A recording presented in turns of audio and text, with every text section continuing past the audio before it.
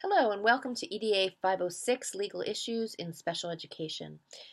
Whether you're brand new to the online environment or you're a veteran at this point, I want to first begin by just talking about being a successful online student.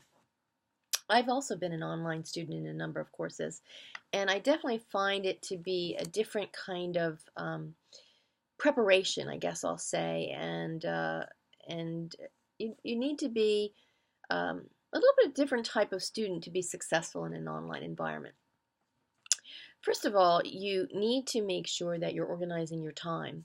In a face-to-face class, you would be meeting for approximately 3 hours per week, and then outside of class, you'd have work time. You should not expect to be devoting any less time in the online environment. You will not be meeting with someone weekly, even though we will meet in the synchronous class environment through Adobe Connect this semester. You will not be meeting with someone weekly, so you need to really pay attention to the readings, the narrated PowerPoints, due dates, etc. So one of the first things to do is to organize your calendar based on the syllabus.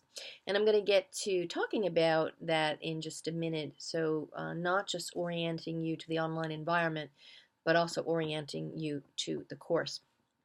So again, the online environment is through West Chester University's Desire to Learn, or D2L we call it. And that's really your platform, your learning management system. And hopefully it's organized well for you. We certainly do try our best, but of course, any questions you have in terms of technology or organization, you should ask immediately. So that's one of the most important things also in terms of the online environment, is to communicate, communicate, communicate, and communicate frequently. You should be logging in frequently, if not every other day.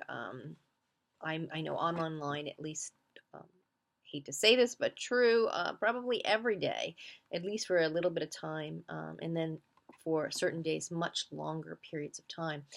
But in any event, you'll get a sense of what you need to do to be successful in terms of your logging in. So communicating with your professor, and the best way to do that with me is through email. Although I know that I find sometimes email just doesn't do it for me. It is, I need a little bit more time. I need to talk things through with someone. So there's always telephone. There is a Google voicemail number on my syllabus. Certainly you are welcome to use that number. You're also welcome to set up a phone conference with me, or a conference through Adobe Connect, which is our virtual classroom we will be using this semester. So again, organize your time, organize your assignments, and organize yourself in terms of communication, not just with me, but with your classmates. So let me now orient you to the course. You will see when you enter D2L, I've broken it up by weeks, and you need to pay attention to the due dates and what's due during that time frame. I will open up the weeks a little bit ahead of time. I do not open the whole course, but I will open a couple weeks in advance, so you have a sense, if you're like me, just to sort of preview what's coming. But there are certain assessments. There are multiple different types of assessments in this course, from quizzes to essays to Piktochart to Pinterest, all different ways for you to show that you're accessing the material and learning it. So I like to have multiple types of assessments, because we're all just different learners and different people, and we like to show that we've learned the material in different ways. So, but there are certain assessments that are definitely timed. They all have due dates. But quizzes are open, for instance, only for a certain period of time, and then they close. Discussion boards are open for only a certain period of time, and then they close. So pay attention to that. So again, communication is important, due dates, timing, organization is important. So now let me talk to you about the course, and specifically I want to talk to you about this very first week. In each week, you're going to encounter readings, narrated PowerPoints.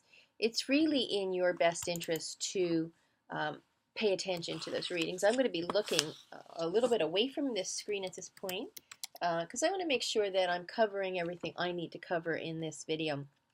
But so for the very first week in this course, it's called the orientation week. You're going to orient orient yourself to the online environment by checking in with me in the synchronous classroom your first night of class.